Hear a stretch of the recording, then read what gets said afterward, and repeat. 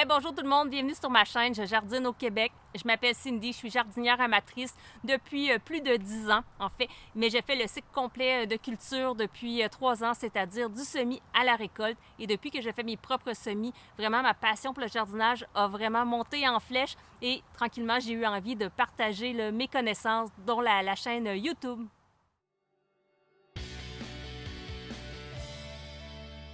Donc aujourd'hui, ma vidéo va porter sur le compostage domestique. Il existe plusieurs types de compostage. Il y a des grands compostages, par exemple, quand les municipalités viennent chercher nos bacs bruns sur le bord de la route à ce moment-là, qui en font du compost.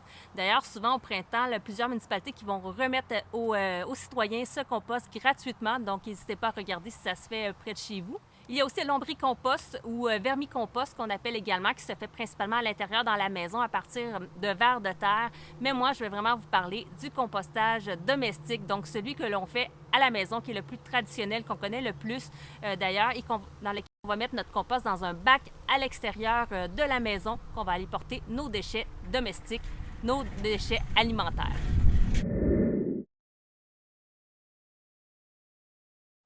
On composte tout d'abord pour protéger l'environnement en limitant nos déchets et leur accumulation dans les sites d'enfouissement. Mais aussi, ça nous permet de nous sensibiliser, de nous rendre responsables légalement des déchets que l'on produit. Le compost, c'est un amendement et non un engrais. Donc, ça va nourrir la vie dans le sol et non directement les plantes comme le ferait un engrais. Mais vraiment, l'amendement, le compost, ça va améliorer les différentes propriétés physiques, biologiques et chimiques de notre sol. En plus, vous savez ce qu'on dit? Dans un sol sain, on va retrouver des plantes en santé. Le compost améliore notamment la capacité du sol à retenir l'eau et les différents minéraux. Il va avoir un effet aussi positif sur sa structure, notamment pour les sols argileux. Ça va permettre vraiment d'améliorer sa résistance au compactage. Le compost va également permettre un réchauffement plus rapide au printemps et également une capacité nutritive puisqu'il va avoir conservé différents nutriments dans le sol au courant de l'hiver. Le compost, c'est un milieu dans lequel on retrouve énormément d'organismes vivants qui vont permettre la décomposition des matières. On retrouve plusieurs types d'organismes, notamment des micro-organismes qui vont avoir surtout un impact chimique sur la matière et également les macro-organismes, eux, qui vont avoir un impact surtout physique, notamment en grignotant puis en digérant la matière. Dans le groupe des micro-organismes, on retrouve surtout les bactéries. Les bactéries qui vont avoir besoin de beaucoup d'azote et de carbone pour pouvoir bien s'alimenter. Et c'est pour ça que dans un milieu idéal, dans un compost idéal, on va retrouver un bon équilibre carbone-azote. Dans ce groupe, on retrouve également les champignons qui vont souvent avoir des filaments que l'on appelle des mycorhizes. Et puis eux, les champignons vont venir se nourrir des matières mortes, des matières en décomposition. Dans le groupe des macro-organismes, on va souvent retrouver des organismes visibles à l'œil nu comparativement aux bactéries. On va retrouver les lombriques, par exemple, comme les vers de terre, qui sont les plus connus. On retrouve aussi les insectes, on va retrouver les acariens, on va retrouver les nématodes et d'autres organismes vivants.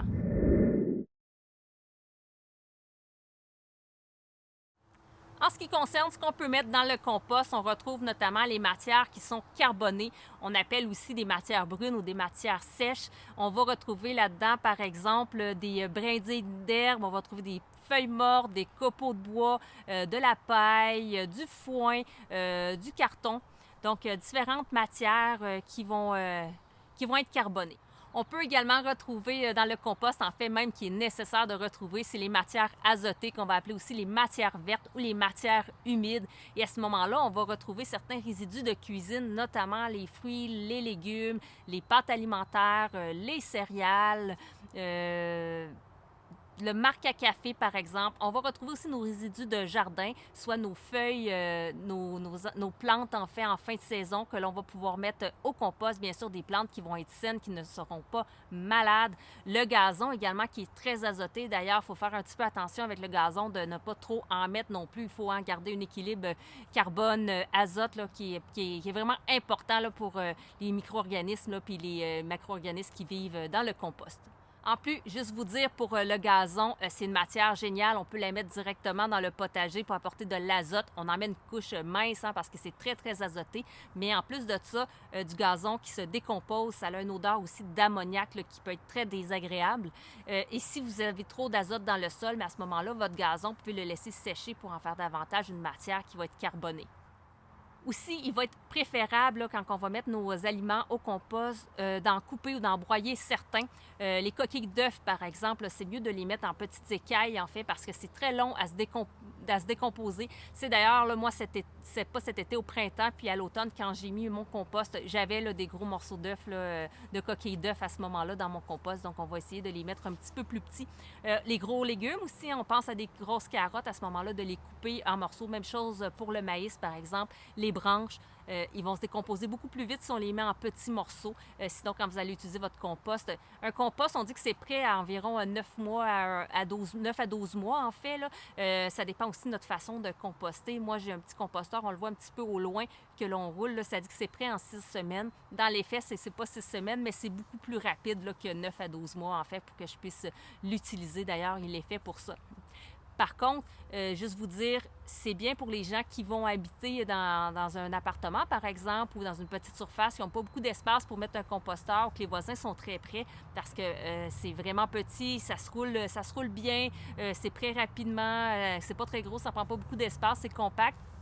Mais moi, cette année, là, je vais m'ajouter un composteur à même le sol, en fait, là, que je vais construire probablement moi-même avec des palettes de bois. Là. Je vais voir s'il y en a de disponibles gratuitement dans mon coin. Bien entendu, je n'ai pas envie de payer pour ça. Donc, je vais voir et à ce moment-là, le faire à même le sol. Je crois que ça va donner... Premièrement, je vais avoir une plus grande surface parce que je manque toujours de compost à chaque année. Heureusement, ma municipalité nous en donne au printemps. Mais n'empêche, là, j'ai envie là, de pouvoir être un petit peu plus autonome, de pouvoir mettre davantage mes résidus à ce moment-là dans mon propre compostage parce que quand je déborde dans mon petit composteur, bien, à ce moment-là, je le mets dans le bac brun de la ville, là, bien entendu.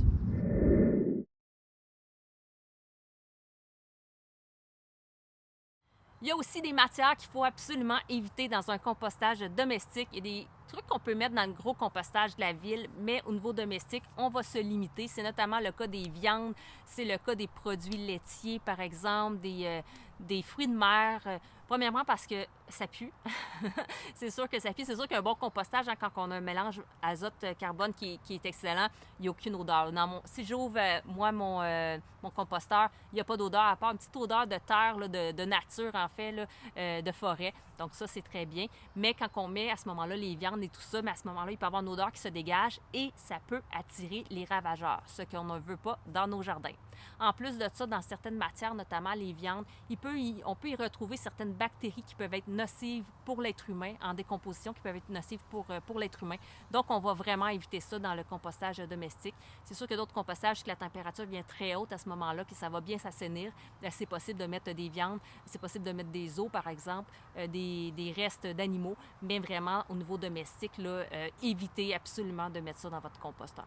Donc aussi, ce qu'on va éviter de mettre au compost, c'est la cendre de bois. Et là, je vous entends, mais Cindy, il paraît qu'on peut mettre ça dans le jardin et c'est vrai, mais dans le composteur, on va oublier ça parce qu'en fait, ça a un pouvoir alcalinisant, j'ai de la misère à le prononcer, donc ça va augmenter le pH à ce moment-là, qui peut avoir un effet négatif là, sur les différentes petites bestioles là, qui vont décomposer la matière. Ça peut aller jusqu'à les tuer et on a absolument besoin d'eux dans notre composteur, donc on va oublier là, de mettre la cendre de bois. Mettez la cendre de bois directement là, dans votre jardin si vous avez envie d'augmenter votre pH. Mais attention, si vous avez besoin plutôt d'un sol un petit peu plus acide, à ce moment-là, c'est peut-être pas la bonne idée là, d'en mettre notamment une grande quantité. Peut-être que vous êtes mieux d'aller faire tester votre sol. Une façon de tester le sol, c'est de prendre de la terre dans votre jardin, mais à des endroits différents pour pas tout prendre au même endroit. Ça se peut que vous ayez juste une petite carence là, mais pas ailleurs. Et à ce moment-là, voir si vous avez besoin là, d'augmenter votre pH.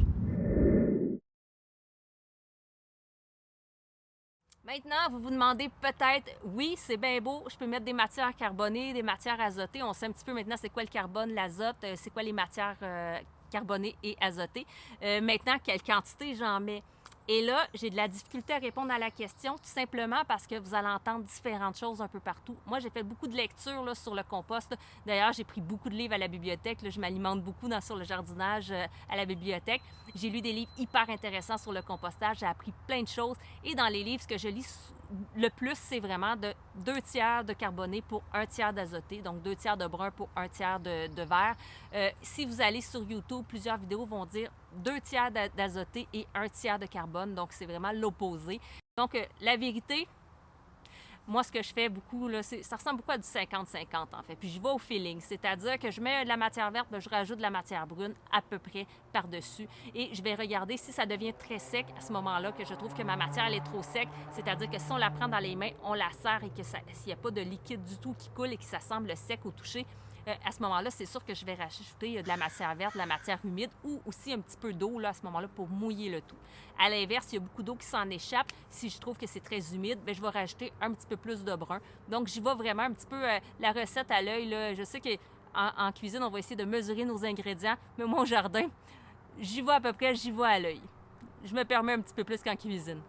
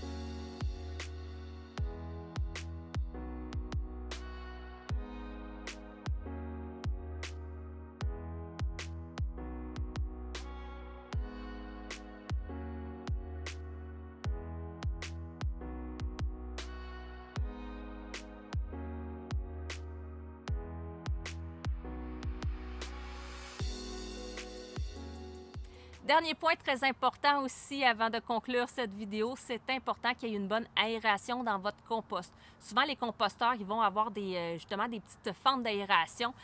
Sinon, c'est un composteur qui est à air ouverte, là, finalement, qui n'a pas nécessairement de toit de contour. C'est important quand même de brasser la matière, soit avec une fourche, avec une pelle, peu importe, mais vraiment d'aller mélanger le tout, premièrement pour augmenter l'effet de décomposition, mais aussi d'aérer entre les différentes couches.